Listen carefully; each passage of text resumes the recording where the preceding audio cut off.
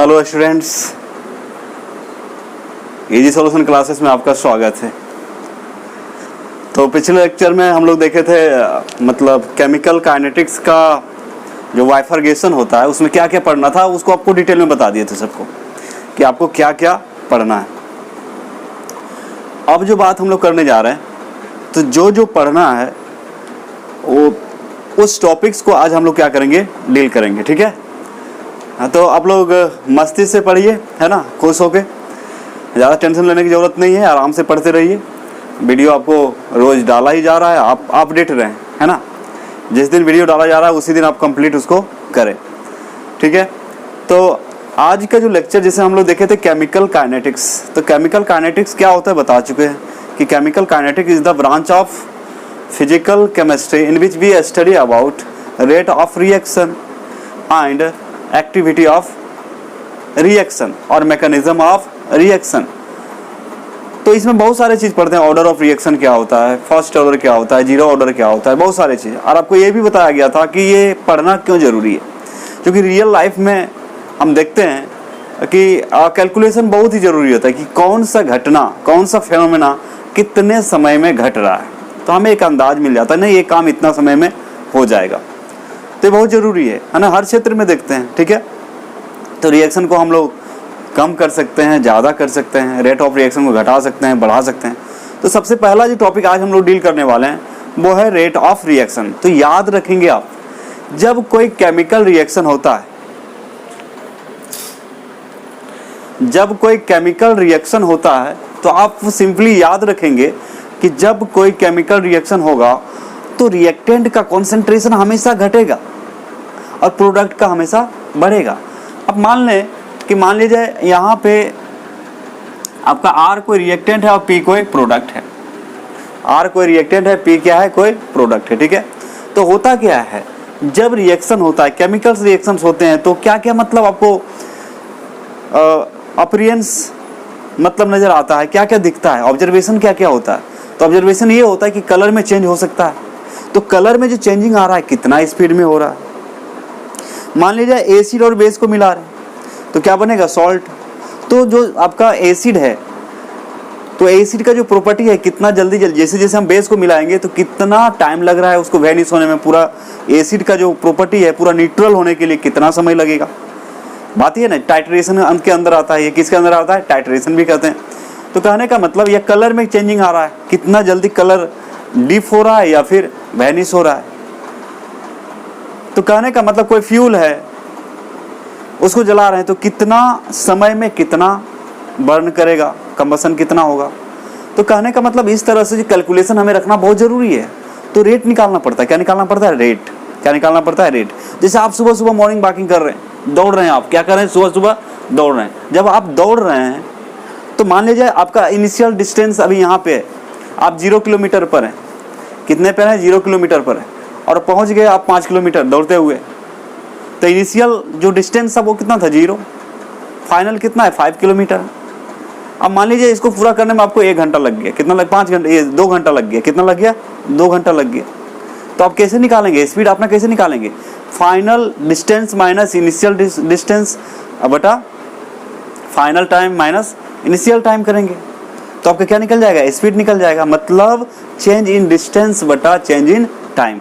तो जो फिजिक्स में हम लोग पढ़े थे वही फिजिक्स का जो फॉर्मूला है वही यहाँ पे यूज होगा, लेकिन यहाँ पे वहाँ पे हो रहा था चेंज इन डिस्टेंस, तो यहाँ होगा चेंज इन कॉन्सेंट्रेशन, क्योंकि यहाँ केमिकल रिएक्शन हो रहा है। और जब केमिकल रिएक्शन आपका हो रहा है तो केमिकल जो है यहाँ पे जो रिएक्टेंट है या प्रोडक्ट है उसका जो कॉन्सेंट्रेशन था कितना समय में कितना बदलाव आया। एक उदाहरण, जैसे रेट कैसे चेंज होता है आपको बताते हैं सिंपल वे में। जैसे मान लीजिए आपके पॉकेट में 100 रुपया है, कितने है, 100 रुपये। तो इसको मान लें आप इनिशियल कॉन्सेंट्रेशन ऑफ मनी आपके पास कितना है, 100 रुपीज़ है। ठीक है, आप मार्केट गए, आप तो मार्केट जब जाते हैं तो मान लीजिए आप कुछ खरीदना शुरू किए, पहले 5 का खरीदे, फिर 10 का खरीदे, 15 खरीदे, 20 का खरीदे। तो कई जैसे जैसे टाइम गुजर रहा है और आप जैसे जैसे प्रोडक्ट को खरीद रहे हैं, सामान को खरीद रहे हैं, वैसे वैसे आपका जो कॉन्सेंट्रेशन है पैसा का जो अमाउंट है वो डिक्रीज करेगा, लेकिन प्रोडक्ट क्या होगा, बढ़ेगा। सामान जो आपके पास नहीं था वो क्या हो जाएगा, बढ़ेगा, और जो है आपके पास वो क्या होगा, घटेगा। तो याद रखेंगे जब केमिकल रिएक्शन होते हैं तो कॉन्सेंट्रेशन ऑफ रिएक्टेंट हमेशा घटता है और कॉन्सेंट्रेशन ऑफ प्रोडक्ट बढ़ता है, जीरो से आगे वो जाता है। तो हम ग्राफ के द्वारा आपको समझाने जा रहे हैं और सिंपल वे में समझा रहे हैं। जैसे मान लिया जाए अभी टाइम जो है, मान लिया जाए टाइम t इक्वल टू 0 है और इस ये जो है मान लिया 5 मोल है, अभी कितना है 5 मोल है, तो ये प्रोडक्ट क्या होगा 0। शुरू में अभी रिएक्टेंट कितना है 5 मोल, लेकिन टाइम कितना है 0 है। जब टाइम बीता ही नहीं तो ये रिएक्टेंट प्रोडक्ट में बदलेगा, नहीं बदलेगा, तो क्या हो जाएगा 0। मान लीजिए टाइम जो है, टाइम आपका t हो गया, टाइम इज इक्वल टू कितना हो गया,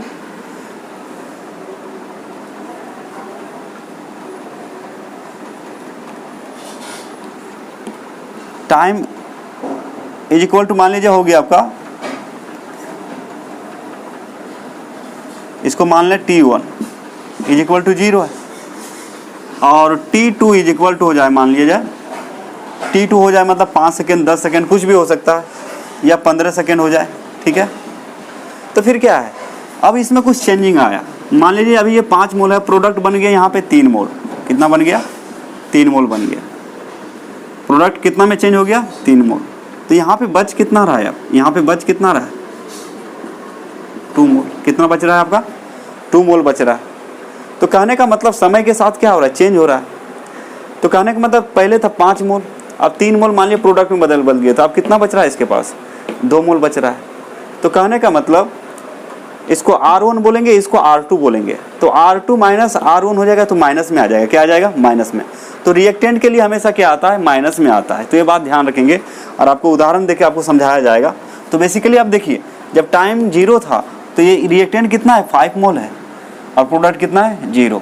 जैसे टाइम 15 सेकेंड बीता तो ये रिएक्टेंट कितना बच गया 2 मोल, लेकिन प्रोडक्ट कितना हो गया 3 मोल हो गया। मतलब 5 मोल था, 5 मोल में आपका 3 मोल प्रोडक्ट में बदल गया, तो आपके पास बचा कितना 2 मोल बचेगा। अब यहाँ पे निकालते कैसे, अब यहाँ पे इसको बोलते हैं C1, ये जो इसको क्या बोलते हैं हम लोग, मान लीजिए C1 है और ये क्या है आपका C2 है, तो हम लोग जो निकालते हैं चेंज, तो C2 माइनस C1 और बटा हो जाएगा आपका, और इसको T2 बोले तो T2 माइनस T1, और इसी को बोलते हैं हम लोग रेट बोलते हैं, R बोलते हैं, क्या बोलते हैं रेट को हम लोग R से डिनोट करते हैं। तो चेंज इन कॉन्सेंट्रेशन, या इसी को बोल सकते हैं आप R2 माइनस, इसी को आप बोल सकते हैं और, यानी कि R is equal to R2 minus R1 और बटा T2 माइनस T1। अब इसका वैल्यू पुट करेंगे तो R2 कितना है बच्चे, R2 है आपका 2 मोल माइनस 5 और बटा टाइम जो है आपका फाइनल टाइम कितना है 15 और माइनस 0, तो ये माइनस में आ जाएगा, देखिएगा आप माइनस कितना 3/15 आ रहा है माइनस में। तो रिएक्टेंट जो है हमेशा, रिएक्टेंट का कॉन्सेंट्रेशन घटता है, इसलिए इसका रेट हमेशा क्या आएगा माइनस में आएगा। तो चलिए हम लोग क्या करते हैं सीखते हैं। सबसे पहले सिखाएंगे आपको रेट ऑफ रिएक्शन आखिर क्या होता है। तो बस एक बात ध्यान में रखिएगा कि जब रिएक्शन शुरू होता है तो रिएक्टेंट का जो रेट है वो नेगेटिव होगा। मतलब क्यों नेगेटिव होगा, क्योंकि कॉन्सेंट्रेशन क्या करता है डिक्रीज करता है। अब प्रोडक्ट का कॉन्सेंट्रेशन शुरू में 0 रहता है, लेकिन समय जैसे जैसे बीतेगा उसका कॉन्सेंट्रेशन बढ़ेगा। मान लिया आपके पास 0 रुपया है और जैसे आप काम करने गए, जैसे जैसे समय बीत रहा है आपका पैसा इनकम बढ़ रहा है, तो कहने का मतलब आप पॉजिटिव में जा रहे हैं। लेकिन आपके पास 10,000 है लेकिन वो खाली खर्च हो रहा है, आ नहीं रहा, तो कहने का मतलब आप नेगेटिव में जा रहे हैं। तो चलिए हम लोग क्या करते हैं, अभी आपको बताते हैं रेट ऑफ रिएक्शन आखिर होता क्या है। रेट ऑफ रिएक्शन क्या होता है, उसका यूनिट क्या होता है, ये सब देखेंगे हम लोग। तो हेडिंग देंगे सबसे पहले rate of reaction.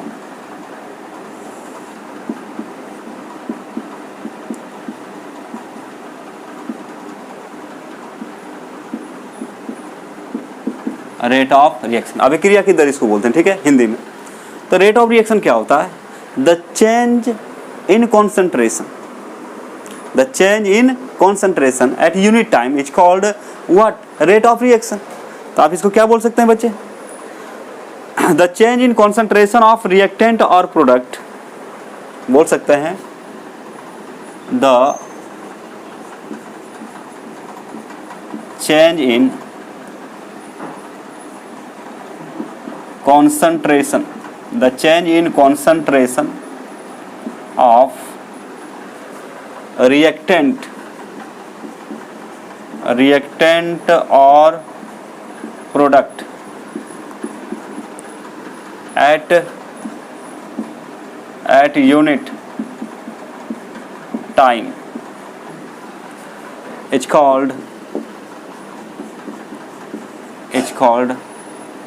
rate of reaction, is called rate of reaction. Rate of reaction को हम वेलोसिटी ऑफ रिएक्शन भी बोलते हैं, speed of reaction, velocity of reaction, जो भी। तो क्या बोल रहा है, the change in concentration of reactant और product at unit time is called rate of reaction. आप इसको क्या बोल सकते हैं कि इकाई समय में, कितना समय में, इकाई समय में अभिकारक अथवा प्रतिफल की सांद्रता में परिवर्तन, है ना, चेंज को क्या बोलते हैं, परिवर्तन को क्या बोलते हैं, अभिक्रिया की दर बोलते हैं। मतलब आप बोल सकते हैं इकाई समय में अभिकारक अथवा अभिकारक या प्रतिफल के सांद्रता में हुए परिवर्तन को अब क्या बोल सकते हैं, अभिक्रिया की दर कहते हैं। तो यदि हम हिंदी में इसको बोलें तो क्या बोल सकते हैं आप कि इकाई समय में अभिकारक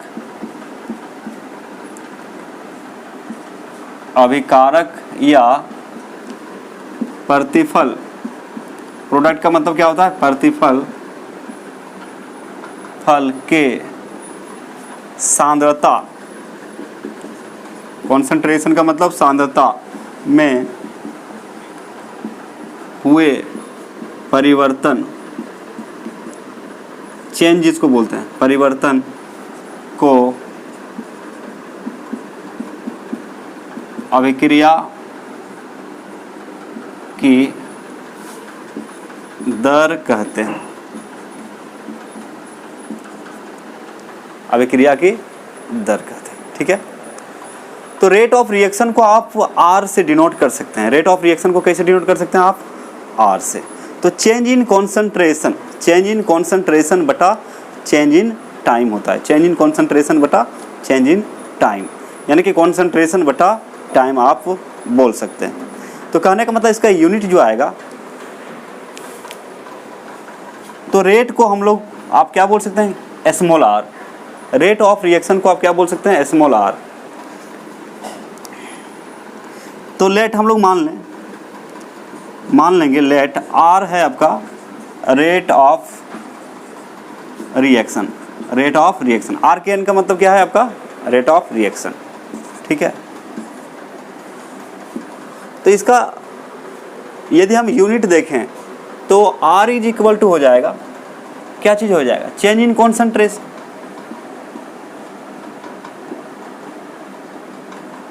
चेंज इन कॉन्सेंट्रेशन बटा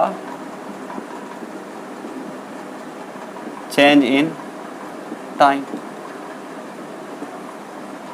चेंज इन कॉन्सेंट्रेशन बटा चेंज इन टाइम बोल सकते हैं। तो कॉन्सेंट्रेशन यहाँ CONCN क्या है, कॉन्सेंट्रेशन, तो R इज इक्वल टू आप बोल सकते हैं चेंज इन कॉन्सेंट्रेशन बटा चेंज इन टाइम। R को क्या बोलते हैं, रेट ऑफ रिएक्शन। तो चेंज इन कॉन्सेंट्रेशन मतलब मान लीजिए पहले कॉन्सेंट्रेशन आपका C1 था, अब बाद में जाकर कितना हो गया C2। शुरू में टाइम था T1, बाद में हो गया आपका T2, क्या हो गया आपका T2 हो गया। तो कहने का मतलब तो C2 माइनस C1 बटा T2 माइनस T1, तो इसको आप बोल सकते हैं। और यहाँ पे माइनस लग, जब हम लोग रिएक्टेंट के लिए करते तो क्या लगाते हैं, माइनस। तो फिलहाल आपको बस यूनिट बताने के लिए ये फॉर्मूला लिखें, और अभी आपको बताएंगे प्रोडक्ट के लिए कैसे लिखेंगे और रिएक्टेंट के लिए कैसे लिखेंगे चेंज को। ठीक है, तो चेंज इन कॉन्सेंट्रेशन बटा चेंज इन क्या होता है, टाइम होता है, कितना समय में कितना कॉन्सेंट्रेशन में बदलाव आया, चाहे वो रिएक्टेंट हो सकता है या फिर प्रोडक्ट हो सकता है। तो यूनिट यूनिट क्या हो जाएगा, unit of R, unit of R. तो आर का जो यूनिट है, आर का जो आपका यूनिट हो जाएगा, ये हो जाएगा मोल अब बटा क्या है, कॉन्सेंट्रेशन को कैसे हम लोग लेंगे, मोल into litre inverse, mole into क्या होता है आपका लीटर इनवर्स, अब बटा क्या है टाइम, टाइम को टी बोल दें तो आप बोल सकते हैं मोल into litre inverse into time inverse. तो ये क्या है, यूनिट ऑफ, मतलब रेट ऑफ रिएक्शन का यूनिट हो गया, रेट ऑफ रिएक्शन का क्या हो गया, ये यूनिट हो गया। तो यूनिट याद रखिएगा क्या होता है बच्चे आपका,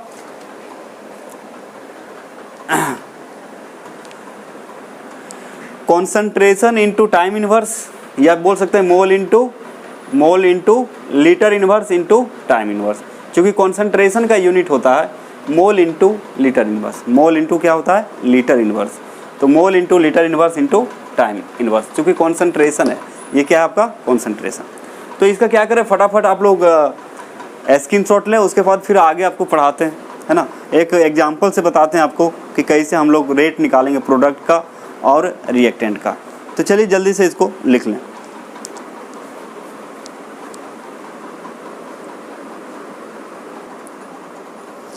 चलिए आपको एक उदाहरण से समझाते हैं, ठीक है। प्रोडक्ट के लिए रेट ऑफ रिएक्शन कैसे लिखेंगे और रिएक्टेंट के लिए कैसे लिखेंगे, क्योंकि दोनों में बदलाव आता है। तो आपको जो डेफिनेशन था उसमें भी बता दिया गया कि मतलब the change in concentration of reactant और product at unit time is called rate of reaction. It is denoted by small R, it is denoted by small R and its unit is मतलब mole into litre inverse into time inverse. Time में कुछ हो सकता है, second हो सकता है, घंटा हो सकता है, जो भी हो। चलिए हम लोग मान लेते हैं लेट आर कोई रिएक्टेंट है और ये बदल रहा है प्रोडक्ट में। तो यहाँ पे आर जो है मान लिया जाए रिएक्टेंट है आपका, और ये बदल रहा है किसमें, प्रोडक्ट में। पी यहाँ पे क्या है, प्रोडक्ट।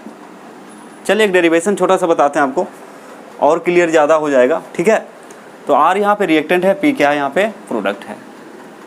तो मान लीजिए एट टाइम T1 एक कंडीशन ले रहे हैं, केस 1 ले रहे हैं, है ना, यानी कि केस 1 मान लीजिए, case 1 time is equal to मान लीजिए T1, टाइम कितना है मान लीजिए T1।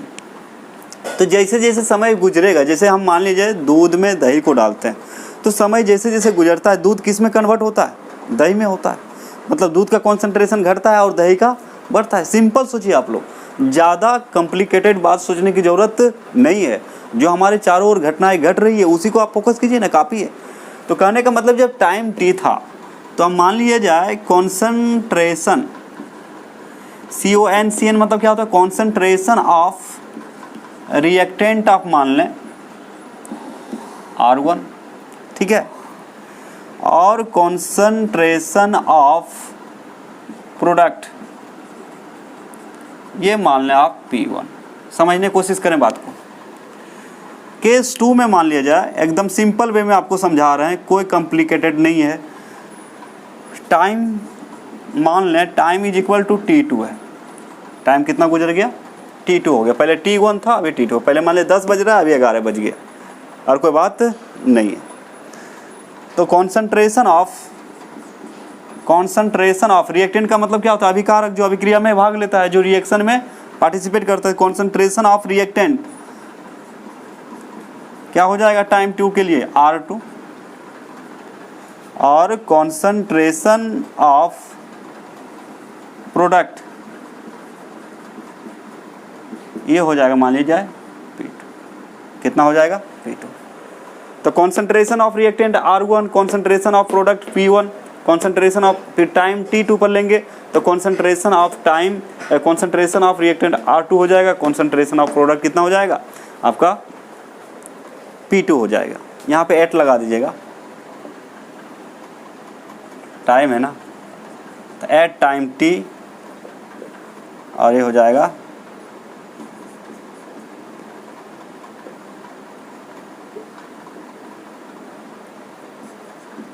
Eight time t2। तो यहाँ दो कंडीशन लिया गया बच्चे, एक t1 पर एक t2 पर, जैसे आपको बताया ना अभी। एक इसके पहले उदाहरण बताए थे कि अभी 5 मोल था, 3 मोल प्रोडक्ट में बदल गया तो कितना बचा, 2 मोल बच रहा था उसमें, ठीक है, कोई प्रॉब्लम नहीं। अब चलिए हम अब एक आइडिया देते हैं यहाँ पे। अब इसको हम लोग क्या करते हैं, जैसे फिजिक्स में आप बनाते हैं चेंज इन डिस्टेंस बटा चेंज इन टाइम, बस यहाँ पे डिस्टेंस की जगह क्या हो जाएगा, कॉन्सेंट्रेशन। क्या हो जाएगा, कॉन्सेंट्रेशन। कितना कॉन्सेंट्रेशन आपका प्रोडक्ट में कितना समय में बदल रहा है, ये आपका स्पीड बता देगा, रेट बता देगा। तो चलिए हम लोग शुरू करते हैं। तो फर्स्ट हम लोग लिखते हैं rate of reaction of reactant. अभी जो हम लोग लिखेंगे rate of reaction of reactant, मतलब अभिकारक के अभिक्रिया की दर। इसको हिंदी में क्या बोलते हैं, अभिकारक। जो हिंदी लिखना चाहते हैं वो ध्यान देंगे, अभिकारक के अभिक्रिया की दर, अभिकारक के अभिक्रिया की दर। तो देखिए यहाँ पे रिएक्टेंट है तो रेट ऑफ रिएक्शन को R से लिखते हैं, और रिएक्टेंट का निकाल रहे हैं तो नीचे सबस्क्रिप्ट में क्या लिख सकते हैं आप, कैपिटल R। इसका मतलब होता है, इसको हम लोग पढ़ेंगे, यहाँ पे लिख दे रहे हैं RR, rate of reaction of reactant. इसको क्या पढ़ते हैं, rate of reaction of reactant. तो क्या हो जाएगा, ये हो जाएगा आपका पहले तो माइनस लगाते हैं, माइनस लगा दिए। माइनस लगाने के बाद कॉन्सेंट्रेशन ऑफ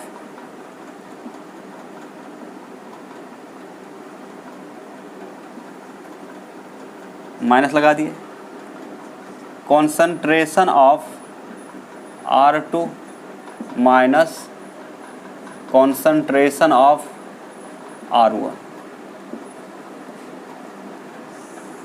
और बटा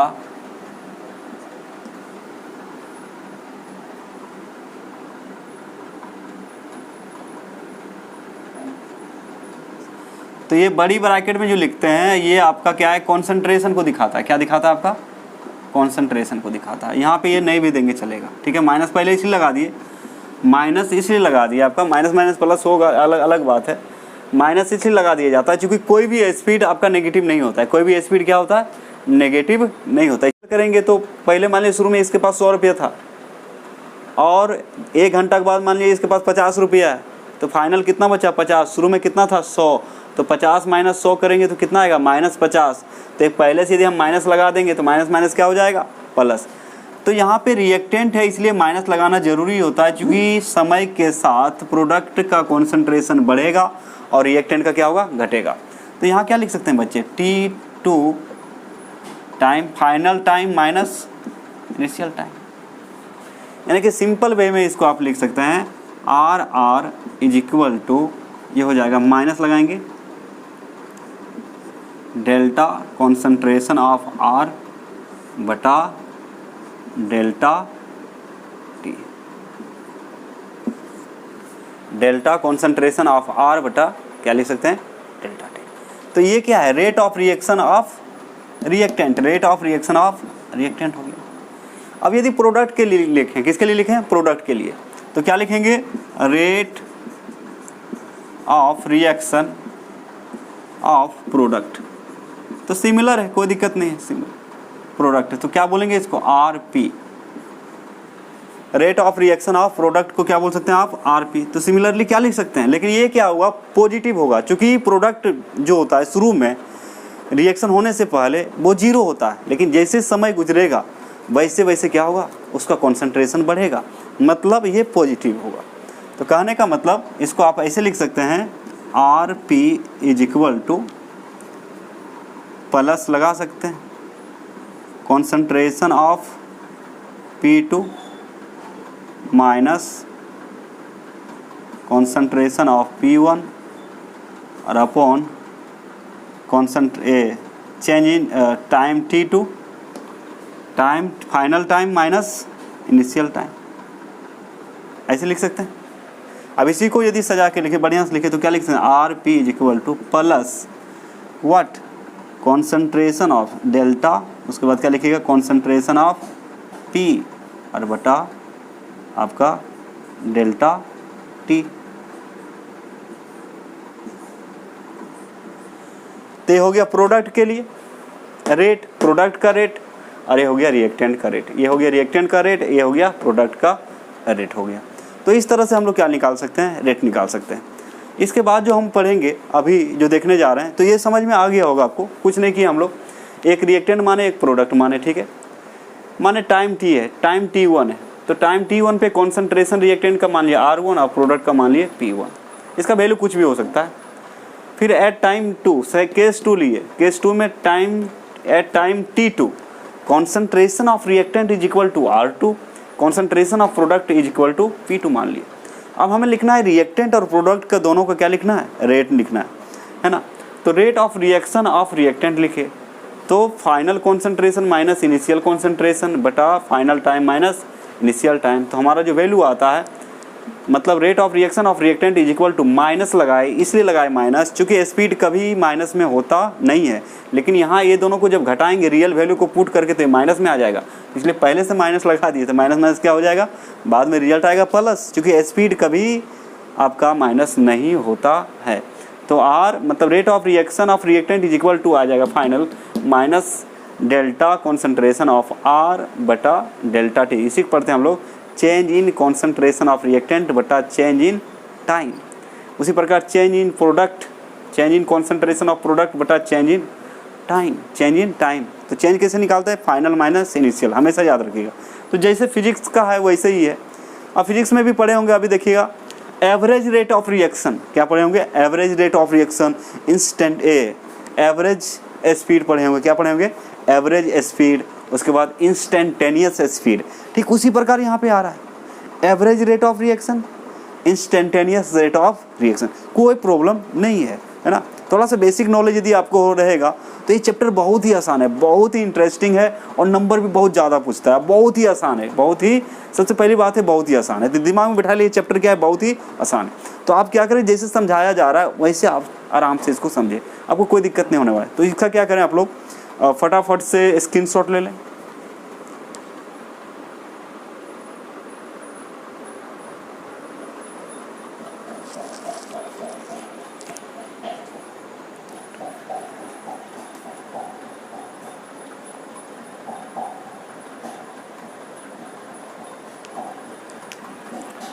चलिए तो फिर नेक्स्ट हम लोग अभी आपको एवरेज का बताते हैं, एवरेज रेट ऑफ रिएक्शन क्या होता है और उसका ग्राफ के द्वारा भी समझाया जाएगा, दोनों चीज़ से समझेंगे और आपका क्या हो जाएगा, पक्का पक्की हो जाएगा, बहुत ही मजबूत हो जाएगा। तो आप ध्यान से समझें, है ना। तो एवरेज रेट ऑफ रिएक्शन कब निकालते हैं, एवरेज स्पीड जैसे कैसे निकालते हैं, अभी दौड़ना शुरू किए 5 मिनट में मान लिया जाए 500 मीटर गए, 15 मीटर में फिर मान लिया जाए 800 मीटर गए।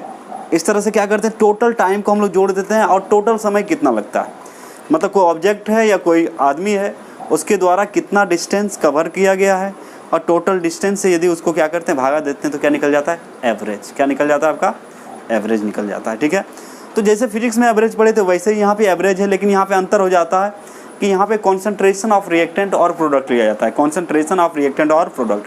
बस एक बात आपको दिमाग में बैठा लेना है हमेशा के लिए कि जब कोई केमिकल रिएक्शन होता है तो कॉन्सेंट्रेशन ऑफ रिएक्टेंट डिक्रीज करेगा और कॉन्सेंट्रेशन ऑफ प्रोडक्ट इंक्रीज करेगा, ये बात याद रखिएगा जब केमिकल रिएक्शन होते हैं तो। ठीक है, तो अभी पढ़ेंगे average rate of reaction.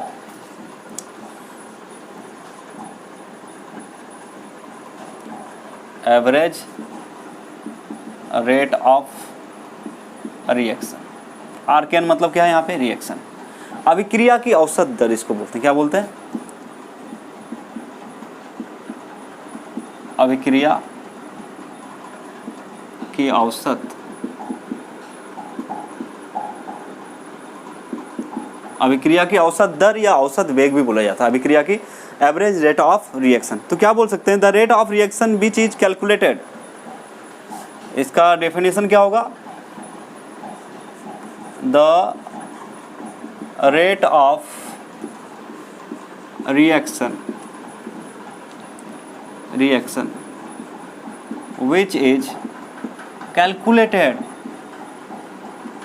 which is calculated over a long period of time is called average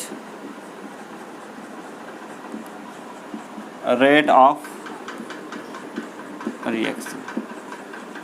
तो क्या लिखा हुआ है? The rate of reaction which is calculated over a long period of time, long period of time it's called average rate of reaction. जैसे कि कोई लोहा है, उसको बिना पेंट किए आप बाहर छोड़ दीजिए तो उसमें जंग लगेगा कि एक ही बार लग जाता है? समय लगता है, धीरे धीरे लगता है।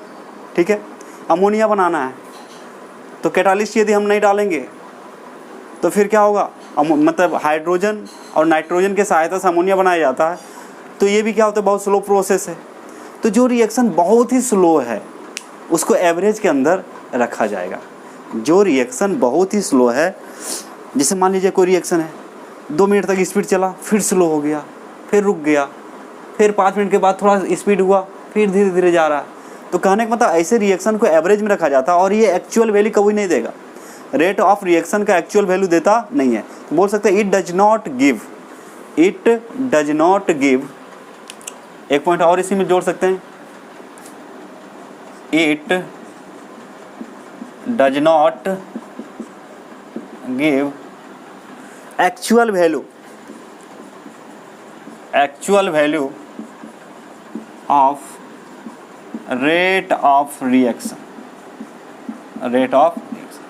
कहने का अर्थ है ये एक्चुअल वैल्यू नहीं देगा, और जब एक्चुअल देगा नहीं तो इसको पढ़ने से फ़ायदा नहीं। मतलब ये केमिकल काइनेटिक्स के अंदर रखा नहीं जा सकता। बस सीखने के लिए यदि आपसे क्वेश्चन पूछ देता है कि what do you mean by average rate of reaction, तब बोल सकते हैं आराम से the rate of reaction which is calculated over a long period of time is called average rate of reaction. It does not give actual value of rate of reaction. तो क्या बोल सकते हैं? वैसे अभिक्रिया की दर, इसको आप बोल सकते हैं हिंदी में वैसे अभिक्रिया।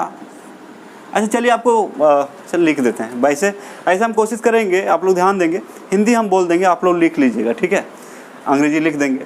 वैसे अभिक्रिया की दर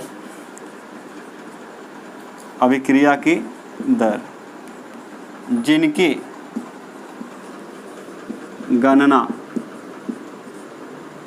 लंबे समय अंतराल में किए जाते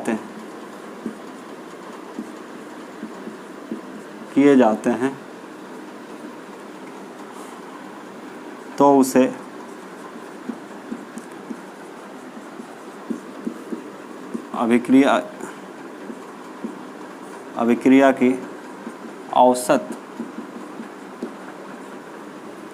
तो उसे अभिक्रिया की औसत दर कहा जाता है। ठीक है, सिंपल बात है। मतलब जो रिएक्शन जो है बहुत समय में कंप्लीट हो रहा है या लंबा समय ले रहा है, उसका कैलकुलेशन करेंगे रेट का, तो वो आ जाएगा एवरेज के अंदर। तो वैसे अभिक्रिया की दर जिनकी गणना लंबे समय अंतराल में किए जाते हैं तो उसे क्या बोलेंगे? तो उसे अभिक्रिया की औसत दर कहा जाता है। और यह जो है अभिक्रिया का वास्तविक मान को नहीं देता, यानी कि अभिक्रिया की दर का वास्तविक मान नहीं देता। यह अभिक्रिया की दर का वास्तविक मान नहीं देता। ये अभिक्रिया की दर का वास्तविक मान देता ही नहीं है। ठीक है, तो ये तो इसका लैंग्वेज हुआ। अब चलिए हम लोग क्या करते हैं, ग्राफ के द्वारा समझते हैं। कैसे? बहुत इंटरेस्टिंग है। अब इसका ग्राफ बनाएंगे। क्या बनाएंगे? ग्राफ। तो फिलहाल क्या करें, इसका स्क्रीनशॉट ले लें आप।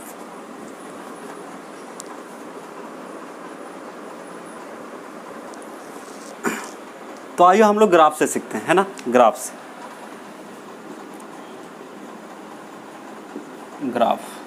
अब ग्राफ देखिए। तो ग्राफ हम बना रहे हैं आपका average rate of reaction of reactant का देख रहे हैं। किसका देख रहे हैं? रिएक्टेंट। तो एवरेज रेट ऑफ रिएक्शन का क्या मतलब होता है? अभिकारक के अभिक्रिया की औसत दर, अभिकारक के अभिक्रिया की औसत दर, इसका हम ग्राफ देखते हैं। अभी जो हम लोग पढ़े उसका क्या देखेंगे हम लोग? इसका ग्राफ देखेंगे। अभिकारक के अभिक्रिया की औसत दर, इसका मतलब क्या होता है? अभिकारक के, जिनको हिंदी चाहिए लिख लेंगे, अभिकारक के अभिक्रिया की औसत दर, अभिकारक के अभिक्रिया की औसत दर, इसको हम लोग ग्राफ के द्वारा से समझेंगे। ग्राफ से समझेंगे। कैसे समझेंगे बच्चे? ग्राफ से। ठीक है, तो मान लीजिए, देखिए हम लोग दो एक्सिस लेंगे, बहुत ही सिंपल है। कभी कभी ग्राफ से भी क्वेश्चन दे देता आपका, ग्राफ भी आना चाहिए आपको।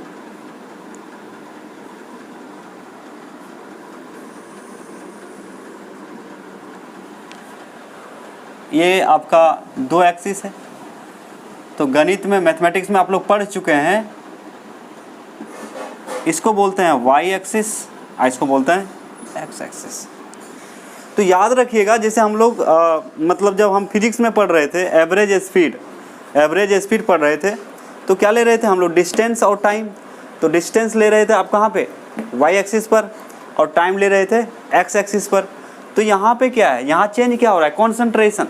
तो यहाँ ये जो होगा आपका, ये कॉन्सेंट्रेशन का लाइन होगा, कॉन्सेंट्रेशन, सांद्रता, जैसे 1 मोलर 2 मोलर 4 मोलर जो भी है, ये जो है आपका कॉन्सेंट्रेशन का जो है आपका एक्सिस है। और एक्स एक्सिस पर लेते हैं हम लोग टाइम, ये आपका टाइम। ठीक है, मान लीजिए समय 0 है, जब समय क्या है? 0।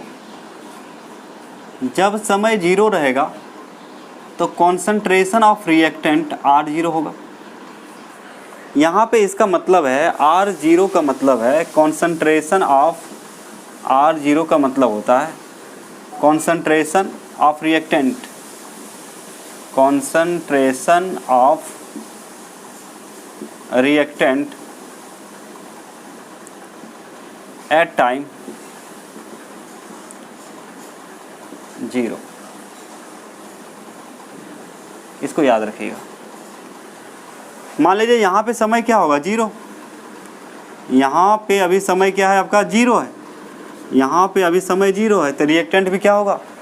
रिएक्टेंट का कॉन्सेंट्रेशन जितना होगा, 5 मोल 10 मोल जो होगा वही होगा। ये नीचे जो 0 लिखा हुआ, ये टाइम बता रहा है कि अभी समय 0 है। तो मान लीजिए शुरू में इसके पास 5 मोल था, 10 मोल था, जो भी था। रिएक्टेंट शुरू में तो ज़्यादा रहता है ना, रिएक्शन करने से पहले रिएक्टेंट क्या होता है? ज़्यादा होता है। अब जैसे जैसे समय गुजरेगा, समय जैसे जैसे क्या होगा? गुजरेगा, तो देखिए ये रिएक्टेंट जो है, ये रिएक्टेंट आपका धीरे धीरे जो है प्रोडक्ट में बदलेगा। ये रिएक्टेंट क्या होगा? धीरे धीरे प्रोडक्ट में बदलेगा। एक समय आता है ये सीधा हो जाता है, मतलब कॉन्सेंट्रेशन में चेंजिंग नहीं होता है। ठीक है, तो अब ध्यान से समझिए, ये रिएक्टेंट है, तो रिएक्टेंट क्या होता है? जब शुरू में ज़्यादा होता है इसका कॉन्सेंट्रेशन, और समय जैसे जैसे गुजरेगा अब ये किस में बदलता है? प्रोडक्ट में। किस में बदलता है आपका? प्रोडक्ट में। तो लाइन इस टाइप से हो जाएगा, पैराबोलिक पाथ पे चलता है। ठीक है, एक ही बार में बोलिएगा रिएक्शन कंप्लीट हो जाता है, ऐसा कुछ नहीं है। ठीक है, तो कहने का मतलब ये कर्व जो है किसका है? रिएक्टेंट का है। किसका है? ये कर्व जो है रिएक्टेंट का है। तो ये रिएक्टेंट धीरे धीरे किस में बदल रहा है? प्रोडक्ट में बदल रहा है, तो कॉन्सेंट्रेशन घटेगा। तो आप क्या करें बच्चे, यहाँ पे कोई दो बिंदु ले लें, 2 पार्ट ले लें, 2 बिंदु ले लें। मान लीजिए यहाँ पे इसका कॉन्सेंट्रेशन अभी है C1, इसका कॉन्सेंट्रेशन कितना है? C1। और इस पॉइंट पर मान लिया जाए आपका कॉन्सेंट्रेशन है C2। एकदम ध्यान से समझेंगे, बहुत ही सिंपल है। मान लिए 2 पॉइंट हम लिए, एक कर्व में कितने पॉइंट लिए? 2 पॉइंट लिए। हम माने क्या है कि यहाँ का जो कॉन्सेंट्रेशन है, यहाँ पे C1 C2 क्या है? C1 एंड C2, ये कॉन्सेंट्रेशन है। ये क्या है आपका? कॉन्सेंट्रेशन। ठीक है, तो ध्यान देंगे बच्चे, मान लिया जाए अभी जो कॉन्सेंट्रेशन है इसका C1 है, तो C1 पर यदि टाइम देखा जाए, C1 पर क्या देखा जाए, टाइम देखा जाए, तो इसको क्या करेंगे, इधर जाएंगे, तो यहाँ पे कॉन्सेंट्रेशन यहाँ कट करेगा, टाइम जाना चाहेंगे तो टाइम नीचे आएंगे, टाइम क्या हो जाएगा, नीचे हो जाएगा। तो कहने का मतलब यदि हम इसको देखें तो ये पॉइंट को मिलाएंगे, यहाँ पे कटेगा, यानी कि यहाँ का जो कॉन्सेंट्रेशन है, यहाँ का कॉन्सेंट्रेशन C1 है। और यदि हम चलें इसका, यदि ये पॉइंट को देखें आप,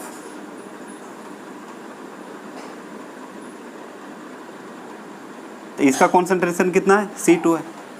मान लिया जाए ये पॉइंट का जो है, ये पॉइंट का आपका कॉन्सेंट्रेशन है C1 और ये पॉइंट का कितना है, C2 आ रहा है, ग्राफ बता रहा है वैल्यू को, ठीक है। अब क्या कीजिए आप, टाइम चाहिए आपको ना, तो C1 पर जो टाइम होगा T1, तो ये जो टाइम है आपका, इसको बोलें आप T1, ये टाइम कितना हो जाएगा आपका, T1 हो जाएगा, ये टाइम आपका T1, ऐसे भी लिख सकते हैं, ये आपका T1। और इसका बात करें, इसका टाइम का बात करें,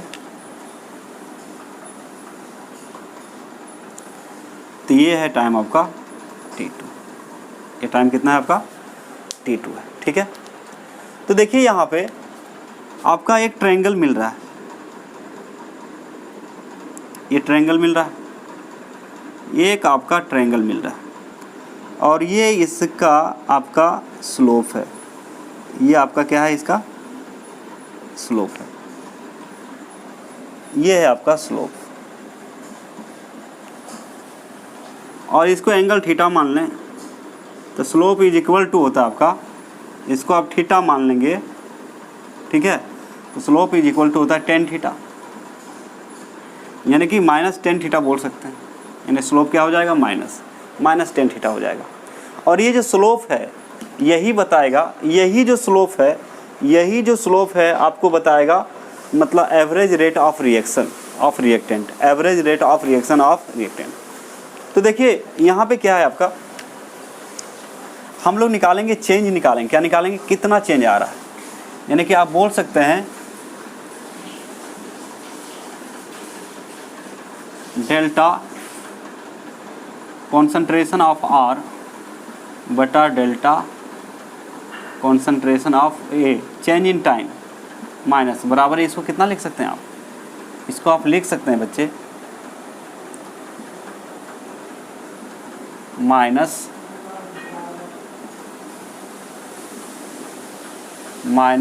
C2 माइनस C1, यहाँ पे देखिए C2 माइनस C1 अब बटा ने कॉन्सेंट्रेशन लिखेंगे, और ऑलरेडी ये कॉन्सेंट्रेशन है तो डायरेक्ट लिख सकते हैं आप C2 माइनस C1 अब बटा T2 minus T1, C2 minus C1 बटा T2 माइनस T1, ठीक है। तो इस तरह से आप क्या कर सकते हैं, इसको लिख सकते हैं आराम से, कोई दिक्कत नहीं है।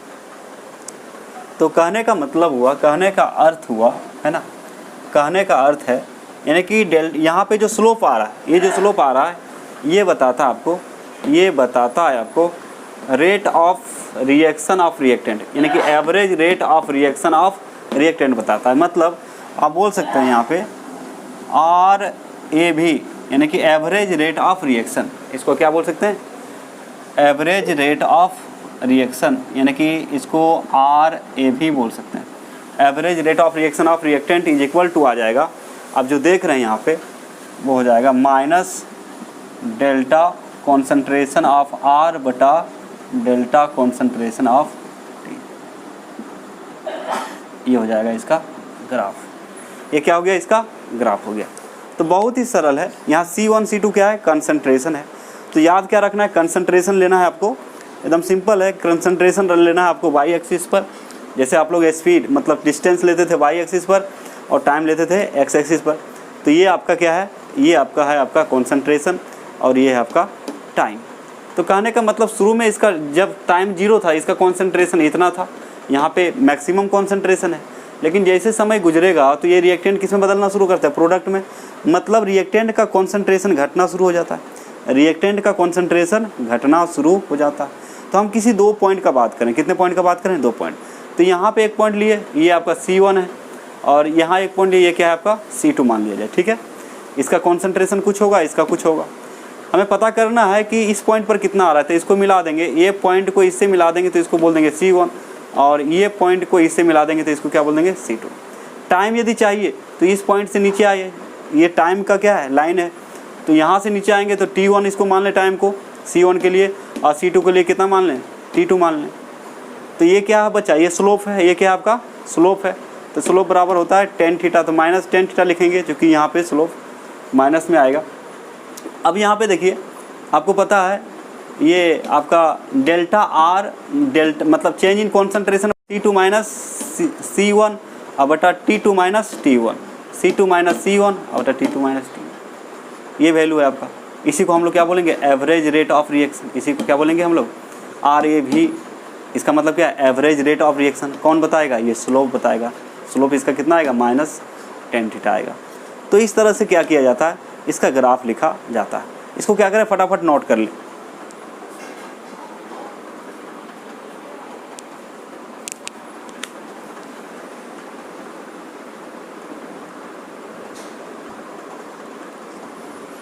चलिए नेक्स्ट पॉइंट है आपका इंस्टेंटेनियस रेट ऑफ रिएक्शन। अभी जो पढ़ने जा रहे हैं इंस्टेंटेनियस, इंस्टेंटेनियस को इससे समझिए जैसे आप बाइक चलाते हैं, मतलब यहाँ एवरेज तो टाइम था बहुत बड़ा था, लेकिन जब हम टाइम को शॉर्ट करना शुरू करेंगे, टाइम को शॉर्ट करना शुरू करेंगे, मतलब बहुत ही शॉर्ट टाइम यदि चेंजिंग हो रहा है, बहुत ही शॉर्ट टाइम यदि किसी चीज़ में चेंजिंग हो रहा है, तो उसको क्या बोलते हैं, इंस्टेंटेनियस। मतलब टाइम लगभग जीरो की ओर जाने लगेगा। जीरो का मतलब बहुत ही कम है, स्मॉल टाइम।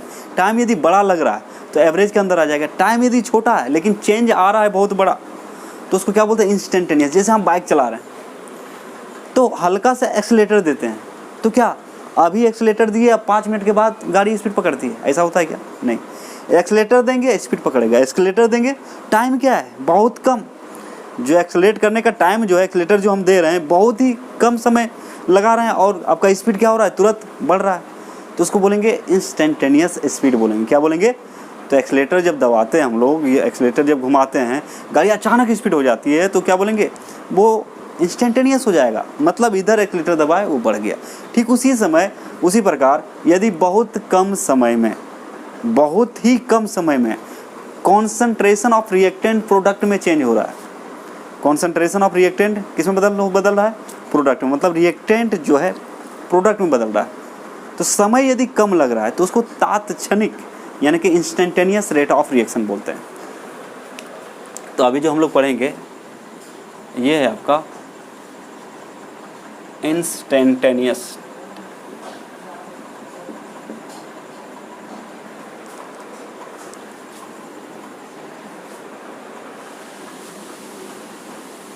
इंस्टेंटेनियस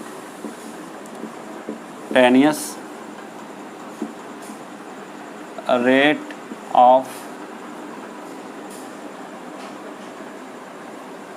अच्छा इसके पहले प्रोडक्ट का भी ग्राफ बताता है ना, प्रोडक्ट का ग्राफ बताए थे, प्रोडक्ट का ग्राफ नहीं बताया गया था। तो सबसे पहले हम लोग क्या करते हैं, प्रोडक्ट का ग्राफ लिख लेते हैं, दो ग्राफ आएगा दोनों में। तो अभी तो रिएक्टेंट का हम लोग सीखे थे, अब देखेंगे हम लोग प्रोडक्ट का। किसका देखेंगे, प्रोडक्ट का ग्राफ देख लेंगे, उसके बाद फिर हम लोग पढ़ेंगे इंस्टेंटेनियस रेट ऑफ रिएक्शन। तो चलिए प्रोडक्ट का ग्राफ देखते हैं, है ना, प्रोडक्ट का ग्राफ देखते हैं। इसको मिटा रहा हूँ, प्रोडक्ट का देख लेते हैं, क्योंकि कभी कभी ऑब्जेक्टिव में आपको ग्राफ पूछ देता है कि रिएक्टेंट का है कि प्रोडक्ट का है कि इंस्टेंटेनियस का है, इस टाइप से, ठीक है। तो प्रोडक्ट में कुछ नहीं है बच्चे, प्रोडक्ट में कुछ नहीं है। तो यानी कि मतलब बोल रहे हैं average RAV, average rate of reaction, average rate of reaction of product. अभी जो देख रहे हैं प्रोडक्ट का ग्राफ देखेंगे, किसका देखेंगे, तो इसको क्या पढ़ते हैं, average rate of reaction of product. इसको पढ़ते हैं average rate of reaction of किसका, प्रोडक्ट का, प्रतिफल का, किसका, प्रतिफल का। तो प्रतिफल के अभिक्रिया के औसत दर, ठीक है, अब देखिए यहाँ पे क्या है, आपका जो ग्राफ लेने का तरीका वही रहेगा। ये हो गया आपका वाई एक्सिस और ये हो गया आपका एक्स एक्सिस, ठीक है। ये आपका वाई एक्सिस है और ये आपका एक्स एक्सिस है, बहुत ही सिंपल है। टाइम अभी मान लीजिए 0 है, इस पर हम लोग क्या लेते हैं, टाइम, और ये लेंगे, ये जो लेते हैं हम लोग, इसको हम लोग बोलते हैं क्या चीज़, कॉन्सेंट्रेशन। क्या बोलते हैं, तो कॉन्सेंट्रेशन को आप सी बोल दें या फिर CONCN, ये आपका कॉन्सेंट्रेशन, ये आपका क्या है, आपका कॉन्सेंट्रेशन है। तो देखिए होता क्या, शुरू में जो प्रोडक्ट होता है यहाँ पे इस पॉइंट पर यदि देखें हम लोग, तो यहाँ पे कॉन्सेंट्रेशन ऑफ प्रोडक्ट बराबर 0। जब समय 0, इसको पढ़ते हैं concentration of product at 0 time, है ना, एट टाइम 0। इसको हम लोग क्या पढ़ते हैं, कॉन्सेंट्रेशन ऑफ प्रोडक्ट एट 0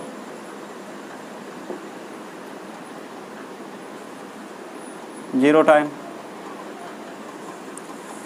मतलब जब समय 0 है, जब समय 0 है तो यहाँ प्रोडक्ट भी क्या होगा, 0 होगा, क्योंकि शुरू में ये 0 होता है। उसके बाद जैसे जैसे समय गुजरेगा ये प्रोडक्ट का कॉन्सेंट्रेशन, ये प्रोडक्ट का कॉन्सेंट्रेशन इस टाइप से इंक्रीज करेगा। शुरू में 0 था, उसके बाद क्या हुआ, बढ़ना शुरू हो गया।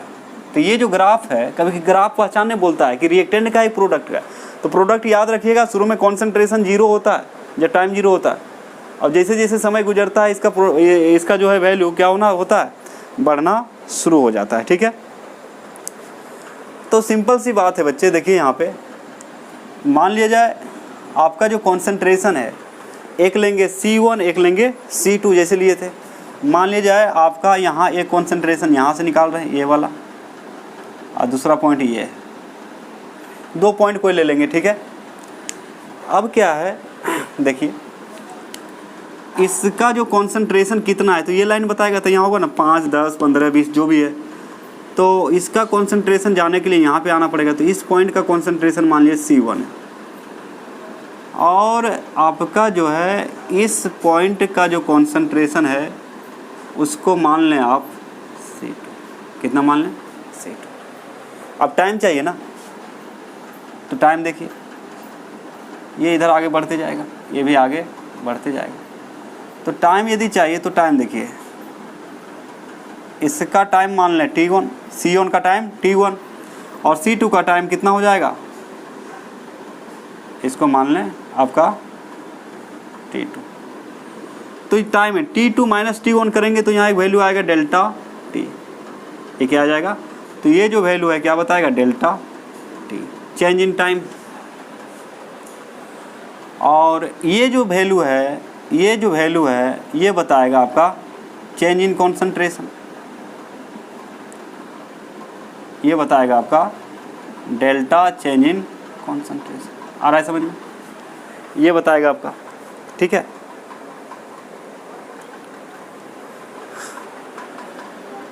और ये जो हो जाएगा ये आपका, मतलब यहाँ पे देखिए ये बन रहा है ये वाला, और ये जो हो जाएगा आपका स्लोप हो जाएगा। यहाँ से यहाँ लाइन खींचेंगे, इसको और इसको मिलाएंगे तो ये क्या बनेगा आपका स्लोप, ये क्या आएगा आपका स्लोप आएगा, ठीक है।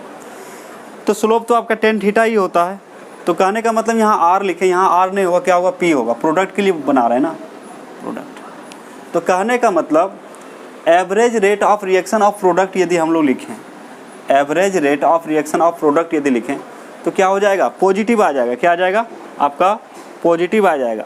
तो इसको क्या लिख सकते हैं, RAV, और ये किसके लिए है, प्रोडक्ट के लिए। किसके लिए है, प्रोडक्ट के लिए। तो ये प्लस हो जाएगा delta concentration of, change in concentration of product बटा चेंज इन टाइम। तो ये हो जाएगा प्रोडक्ट। तो ये ग्राफ किसका है, प्रोडक्ट का। ये ग्राफ किसका है, आपका प्रोडक्ट के लिए, ठीक है।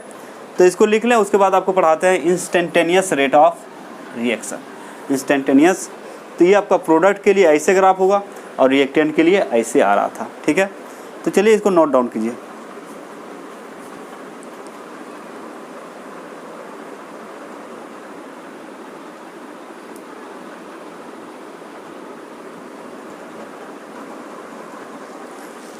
तो बच्चा हम लोग बात कर रहे थे इंस्टेंटेनियस का, ठीक है।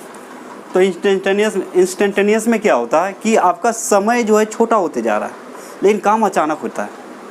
मतलब यहाँ पे जो कंसंट्रेशन में चेंजिंग होगा वो अचानक आएगा, लेकिन समय बहुत कम रहेगा। तो जब टाइम बहुत कम समय में कोई काम हो जाता है, तो बोलते हैं ना क्षण में हो गया, पल भर में से क्या हो गया, है ना। जैसे हम बाइक चला रहे हैं, अचानक एक्सीडेंट होता है, तो एक्सीडेंट होने में 2-4 घंटा लगता नहीं है।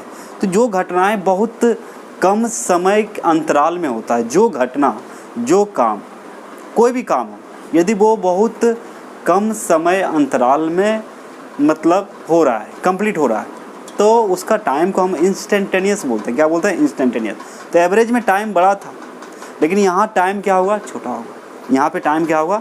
छोटा होगा, मतलब जीरो की ओर आएगा, बहुत कम। जैसे मान लीजिए कोई बोलेगा 0.5 सेकेंड, 0.6 सेकेंड, तो ये समय क्या है? बहुत ही कम है। तो ये आता है आपका इंस्टेंटेनियस की में आता है। तो आप सीधा क्या बोल सकते हैं, यदि आपको कोई पूछे तो what do you mean by instantaneous rate of reaction, आप बोल सकते हैं the rate of reaction which is calculated over A short time interval, over A short time interval it's called instantaneous rate of reaction and it gives actual value of rate of reaction. ये याद रखना है आपको। वही चीज़ लिखा हुआ, वैसे अभिक्रिया की दर जिनकी गणना अल्प समय अंतराल में की जाती है उसे अभिक्रिया की तात्क्षणिक दर कहते हैं। यह अभिक्रिया की दर का वास्तविक मान बताता है। वास्तविक मान बताता है कहने का मतलब है ये रियल वैल्यू को दे सकता है ना। तो एवरेज, केमिकल काइनेटिक्स में एवरेज का कोई मतलब नहीं है। यहाँ पे जो भी रिएक्शन लेंगे वो मॉडरेट होना चाहिए, मतलब उसका स्पीड ठीक ठाक होना चाहिए, ना पूरा फास्ट ना। तो जैसे आयनिक रिएक्शन क्या होता है? सबसे फास्ट होता है, याद रखिएगा। आयनिक रिएक्शन अकर्स वेरी फास्ट। आयनिक रिएक्शन जो है बहुत ही जल्दी होता है। जैसे कि आपको बता देंगे, लास्ट में नोट में लिखवा लें, लेकिन याद रखिएगा सबसे स्पीड जो होता है आयनिक रिएक्शन होता है। कौन होता है? तो आप क्या करें, इसका फटाफट जल्दी से स्क्रीनशॉट ले, उसके बाद आप ग्राफ बताते हैं। इसका भी क्या बताएंगे? रिएक्टेंट और प्रोडक्ट का ग्राफ बताएंगे। तो ये एक तरह से ख़त्म होगा। तो कभी कभी ग्राफ आपका ऑब्जेक्टिव में पूछ दिया जाता है, ग्राफ दिया रहेगा, अब पूछेगा ये इंस्टेंटेनियस का है या फिर रिएक्टेंट का है या फिर प्रोडक्ट का है, ऐसे करके। तो चलिए ठीक है, इसका स्क्रीनशॉट ले, बहुत ही आसान है।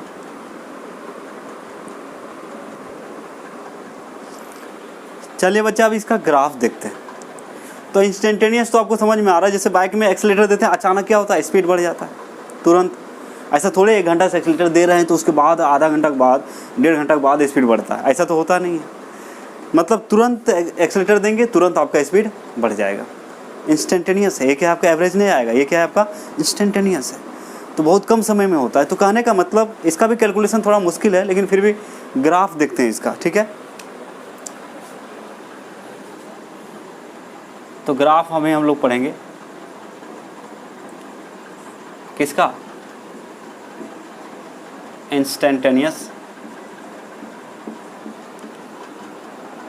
Rate of reaction.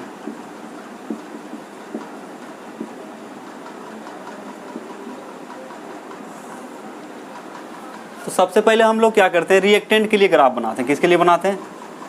रिएक्टेंट के लिए। रिएक्टेंट के लिए ग्राफ देखिए क्या होता है।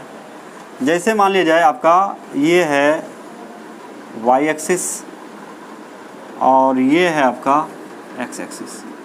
सिंपल समझिए। मान लीजिए यहाँ पे जो कॉन्सेंट्रेशन है ये आपका 0 है, ये आपका टाइम हो जाएगा। ये क्या हो जाएगा आपका? टाइम। ये जो है आपका टाइम हो जाएगा, और ये जो होगा कॉन्सेंट्रेशन। ये किसका है? कॉन्सेंट्रेशन। यहाँ पे जो कॉन्सेंट्रेशन माना गया है R0, concentration of R0 reactant का, मतलब 0 समय बता रहा है, 0 समय पर, ठीक है। ग्राफ का नेचर वैसा ही होगा। रिएक्टेंट है तो इसका कॉन्सेंट्रेशन धीरे धीरे घटेगा। जैसे यहाँ 0.5 है, 0.6 है, 0.7 इस तरह से, तो ये धीरे धीरे क्या होगा? डिक्रीज करेगा। तो कहने का मतलब इसका भी ग्राफ जो देखा जाए,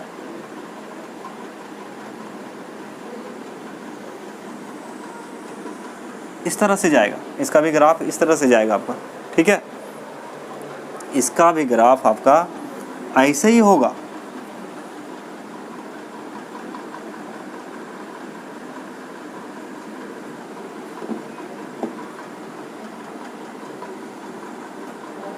इसका भी ग्राफ ऐसे ही होगा, लेकिन यहाँ पे जो निकाला जाएगा बहुत कम समय के लिए। क्या के लिए? बहुत कम समय के लिए। तो कहने का मतलब जैसे हम गाड़ी में एक्सीलेटर देते हैं, एक ही बार में स्पीड बढ़ जाता है, तो किसी यहाँ एक बिंदु के लेंगे, एक पॉइंट को हम लोग यहाँ पे लेंगे, तो इस पॉइंट पर यदि देखा जाए, इस पॉइंट पर यदि हम देखें यहाँ पे, तो यहाँ पे एक टेंजेंट बनता है। क्या बनता है? टेंजेंट। एक टेंजेंट जैसा लगेगा, मतलब बहुत कम समय में ये आपका चेंजिंग हो रहा है।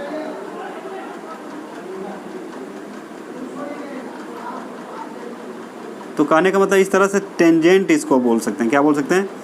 एक टेंजेंट जैसा आपका प्रतीत होता है एक बिंदु पर।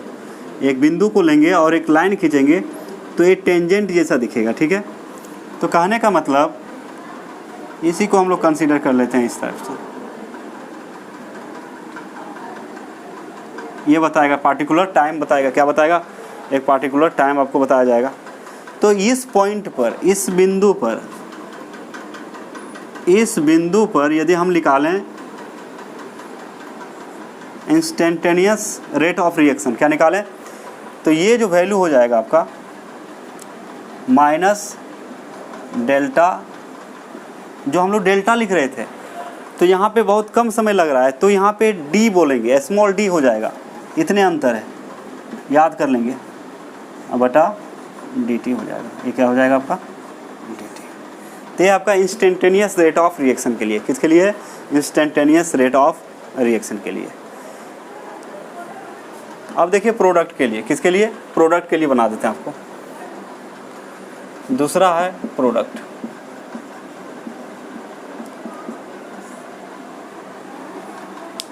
तो बहुत ही सिंपल है बच्चे, कोई दिक्कत नहीं है, एकदम एनर्जी बना के रखें।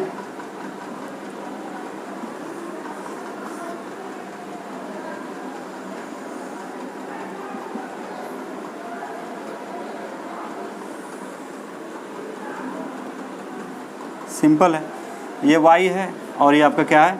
x है, ये 0 है, तो यहाँ पे अभी कॉन्सेंट्रेशन क्या होगा? 0 होगा। तो प्रोडक्ट क्या होता है? 0 से बढ़ता है, क्या? और ये आपका टाइम है, ये तो लिखना पड़ेगा, ये टाइम का है, और ये आपका कॉन्सेंट्रेशन है।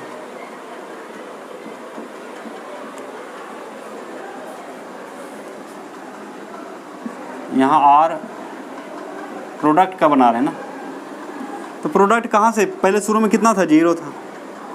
अब 0 से एक ही बार क्या होगा? ये इस टाइप से बढ़ेगा, 0 से इस टाइप से क्या होगा? बढ़ेगा ये।